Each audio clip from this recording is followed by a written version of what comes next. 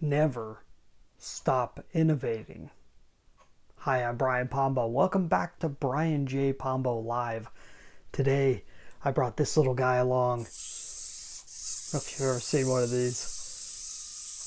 It's just a little dancing wind-up toy. If I had him on a level area, he kind of moves back and forth at the same time. A little, you kind of see it there. A little tchotchke I got at when I went to a live conference. You might remember those. They had them just last year. This is one from a company called Print Mail Solutions, and it's a cute little thing. The wind up toy, though, it reminded me of something. And it has to do with innovation and automation, and specifically a story that I heard not long ago about Walt Disney, who for those of you who follow the channel know I'm a huge Walt Disney fan, not just of the company itself or anything of that sort, but specifically about the guy that started the company and the ideas that he had and the way that he functioned. And one of the things he did was he was always innovating and never stopped. It always, one thing led to the next thing, led to the next thing.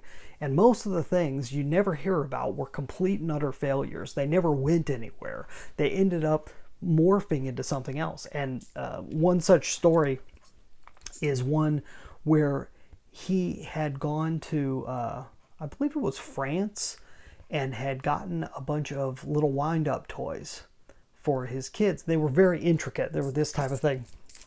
From my understanding, they did a lot of things, unlike most wind-up toys we think about. You wind it up and it walks, but these were a little bit more intricate, and they did a lot of crazy stuff. And he says that it's amazing if you think about what a little, I don't think he used the term robot, but in a sense what a little robot could do.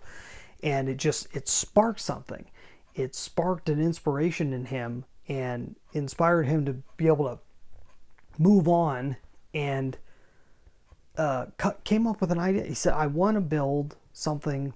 He was always into miniatures, which was a funny thing. You wouldn't normally think Walt Disney miniatures, but that's what he was really into, miniatures. And he said, if I can get like a little man, if we can make like a little person that could move in the same way where it almost seemed like a real person.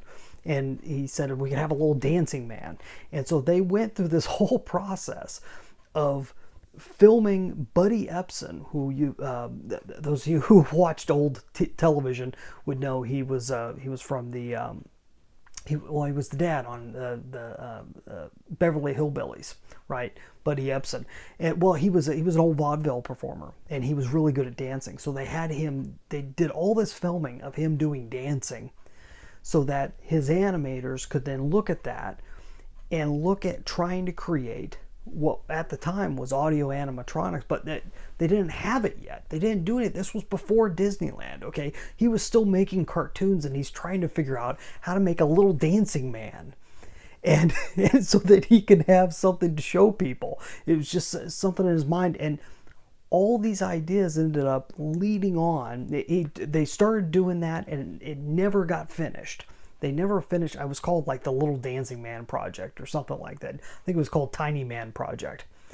And they went forward with that, and they never finished it. It ended up becoming something else. Eventually, they ended up making Abraham Lincoln for the New York World's Fair after Disneyland had opened. And so they had a life-size human being robot, in a sense, that could do all these things. And then that grew into what eventually became Pirates of the Caribbean and all that stuff. So all of that came from a little toy, a handful of toys that he had bought for his daughters to show them. But he took that inspiration and he innovated off of it. And he kept going and kept going. And most of the things that came off of it were failures. It just fizzled. But it led to the next thing and the next thing and the next thing. You have to allow inspiration to happen. Inspiration is absolutely necessary for innovation. And a lot of times the world around us is trying to keep us from being inspired. I mean, just plain and simple. It's trying to keep us in. And I talk about a lot about having systems and having things that function. But the whole point of having systems that kind of run on their own is so that you don't have to be in it, so that you can let your mind go free. You can let inspiration into your life and be able to work off of them and be able to innovate and be able to plug that into your current systems and use the current systems to fund and help maintain your inspirations. So hopefully you think about that when you're saying, should I spend more time really letting my mind go and being inspired and kind of dreaming this stuff out, or should I, really get my nose to the grindstone and get things done? Well, I think you need to do both, but I think we do way too little of sitting around and being inspired and allowing that to lead to proper innovation. So hopefully that's helpful to you. I'm a business strategist, if you're not aware. You can find out more about me over at brianjpombo.com, and a lot of the services that we provide and the products that we're going to be providing in the future are all going to be there. But you can watch videos and listen to our audio discussions going all the way back to last year, over 365. We're getting close to 370 videos and audios back there at brianjpombo.com. Go and check it out. We're going to be back here tomorrow. In the meantime, just get out there and let the magic happen.